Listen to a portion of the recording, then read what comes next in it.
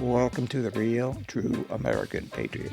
We are reclaiming patriotism from the far right, who appropriated it for their own narrow nationalist interests.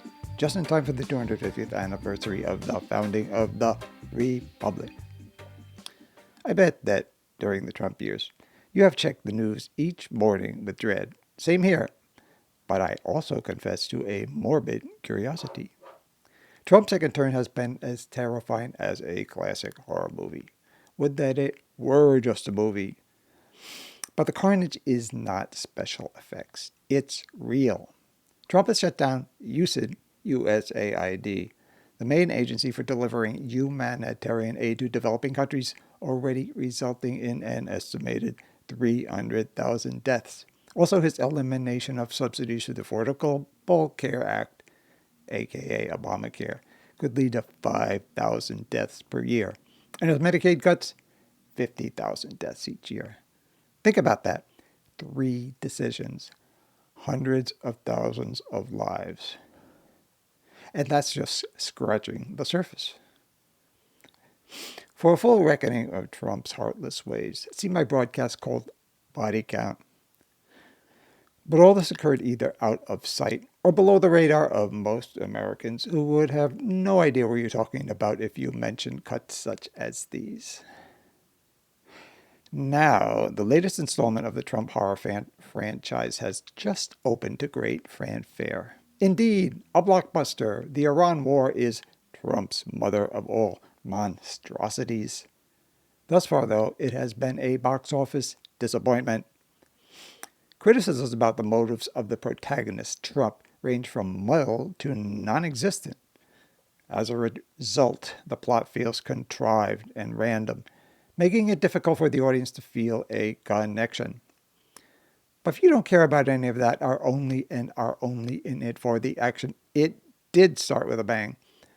A U.S. missile strike struck down Iran's supreme leader, Ayatollah Ali Khamenei, one of the world's few leaders more black-hearted than Trump. Allow me a digression about Khamenei, who ruled Iran since 1989. Granted, the U.S. committed the original sin in the almost 75-year-long conflict between it and Iran. In 1953, the democratically elected president of Iran, Mohammad Mossadegh, took control of Iran's oil industry back from Great Britain. The CIA joined up with Britain's MI6 in overthrowing him and reinstalling the repressive Shah, Reza Pahlavi. Follow the timeline. Democracy in Iran, Western coup, dictatorship by the Shah and the Savak, his murderous secret police. The 1983 Islamic Revolution, during which the Shah was overthrown, the hostage crisis, and decades of hostility marked by Iran's support for bloodthirsty proxies between the two nations. Just as he was with state-sponsored terrorism against the West, Khamenei could be a savage with his own people. In early January, he sicked his revolutionary guard on protesters, killing between 10 and 30,000 Iranian citizens. The numbers are unimaginable. I know this question is one for the ages, but how does a religious leader justify that kind of violence, especially against his own people? It's as if he were always trying to live up to the image of his predecessor, Ayatollah Khomeini, who led the Islamic Revolution.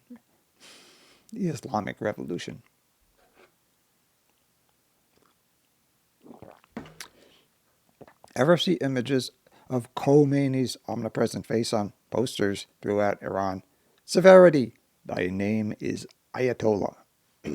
Khamenei typically justified such actions by depicting protesting citizens as instruments of Israel and the West mounting a rebellion against divine authority, his that is, and thus presenting an existential threat to the Iranian regime. Khomeini no more represented Islam than Netanyahu represents Judaism, and the popes and kings who unleashed the Crusades represented true Christianity. In other words, you can love Islam, but condemn Iran's regime. You can love Judaism, but condemn Israel's leadership. In fact, if you love your God, you must. Incidentally, I don't celebrate Khomeini's killing, no matter how evil he was, simply by virtue of his humanity. He wasn't humane, but he was a human being. Nobody deserves such a fate. Nor do I wish harm on Trump. Well, for the record, that is. British author Mick Herron who writes the wonderful Slough House novels. The outstanding Apple TV show Slow Horses is based on them. In one of his books, he puts these words in the mouth of a character. Quote, "History has an open door policy. Any fool can walk right in." End quote. Let me repeat that. History has an open door policy. Any fool can walk right in. And one fool, Donald Trump, did just that. In his case, the open door was Trump's tower's golden escalator on which he descended and announced his candidacy. I don't like to call people idiots or morons because those were once psychological terms classifying developmentally disabled people, to whom I am extremely partial. However, Trump is a neurotypical person. Just assume he is for the sake of the argument, can be taken to task for his failure to ever activate those parts of the brain that make us rational thinking beings. Instead, as he said in 2018, open quote, "I have a gut, and my gut tells me more sometimes than anybody else's brain can ever tell me." End quote. He probably means that metaphorically. I mean, if he knew what a metaphor was.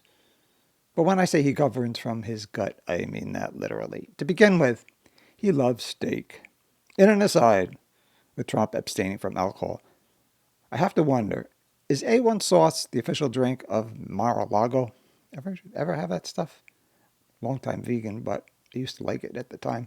The steak and his well-known addiction to fast food have no doubt left his gut, his digestive system, vulnerable to Crohn's disease, colitis, or full-blown irritable bowel syndrome.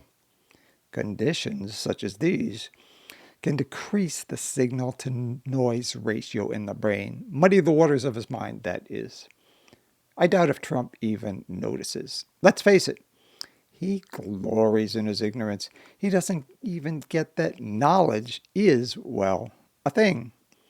Study, research, investigation, and shudder, reflection are completely foreign to him. In other words, he epitomizes Donald Rumsfeld's famous phrase, unknown, unknown. Things we don't know that we don't know. Things we don't know that we don't know. In other words, Trump doesn't know that there is stuff to know. Period. He, as well as his people, are often described as incompetent. If they are malevolent, what difference does their competence make? Who would want them to be more proficient at carrying out their nefarious schemes? Because they were never going to exhibit expertise in the interests of the country. Speaking of fools, it's a fool's errand to pile on Trump. What you see is what you get. Buyer beware and all that stuff. His voters, on the other hand, they are another story. I mean, how did tens of millions of people not see this train wreck of a presidency barreling down the tracks at them? Their lack of judgment suggests they were deficient in both education and morals. That is concern for others. Equally as troubling, they reflect Trump's aforementioned lack of awareness that it's kind of a good idea to know stuff. They research a candidate less than products they buy on Amazon. Complacent, they sit back and wait for a candidate to sing and dance for them. As you can see, I'm not one of those people who romanticizes the American voter and attributes to them a native intelligence. Would that they were in possession of that, though, because, truth be told, you need neither values nor education to judge a character like Trump, only instincts, which are like a gut feeling but more honed, or its upscale cousin, intuition, which suggests a dash of education and morals. But instincts alone could suffice. Traditionally, the last thing Americans want is to be taken for suckers. It doesn't take much to spot a con man. I mean, just look at the guy, Trump, that is hair like a swinger, tan to a fare thee well, country club swagger. I'm not the first to point out his resemblance to the nouveau riche character Al Cervic in Caddyshack, as played by the late, great Rodney Dangerfield. You know Michelle Obama's saying, they go low, we go high. I generally adhere to that. Petty is not a good look for me. Bad for my brand and all that. But sometimes you just got to get down and dirty. Do it. Trump chronicler Michael Wolff has said that Trump himself pats his hair to its precarious 1965 perfection. Also, he reportedly applies his own makeup and bronzer as if to be always TV ready.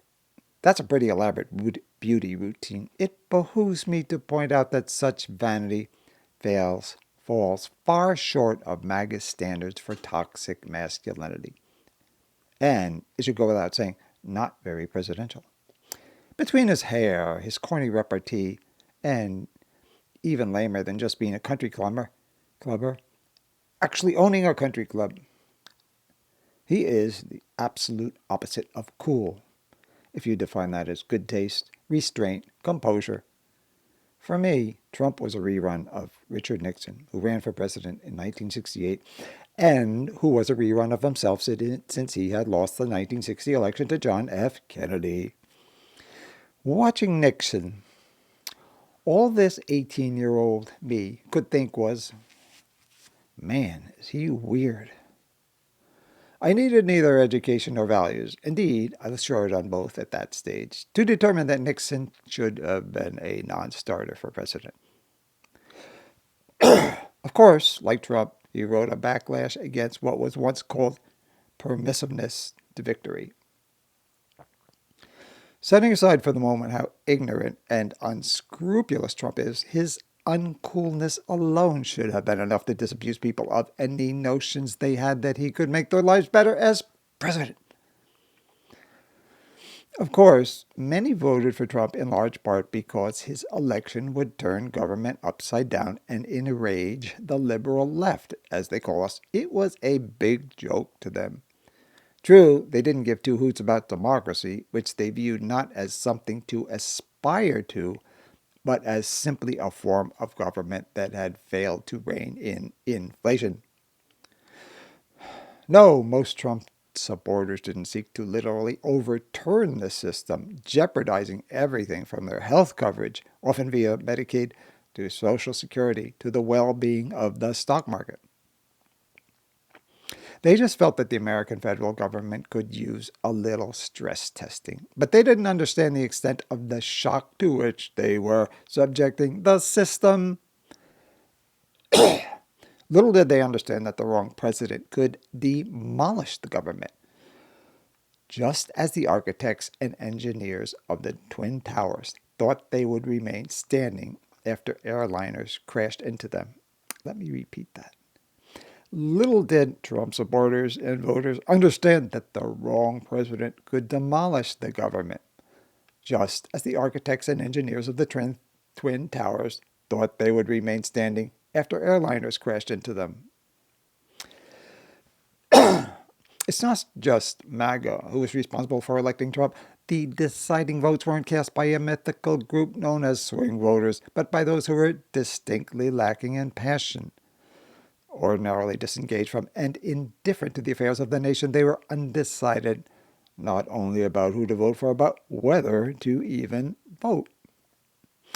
In the 2024 election, concerns about their personal finances finally got them off the couch to the polling place in hopes that Trump, because he was a businessman, we often heard, could magically slash inflation. Would that those voters had admitted their ignorance to themselves, succumbed to their apathy, and just not voted. Instead, what we've got is not ruled by MAGA, the rabble that our founding fathers feared when creating the Constitution. That's what MAGA epitomized, the rabble that our founding fathers feared when creating the Constitution. But by those, what we've got is not ruled by MAGA, but by those I would characterize as the apathetic adjacent. I need to make a confession. You always hear how those far apart on the political spectrum should engage with each other and find some issue they might have in common and talk. Tough to disagree with, on the surface that is, but I grew up around conservatives.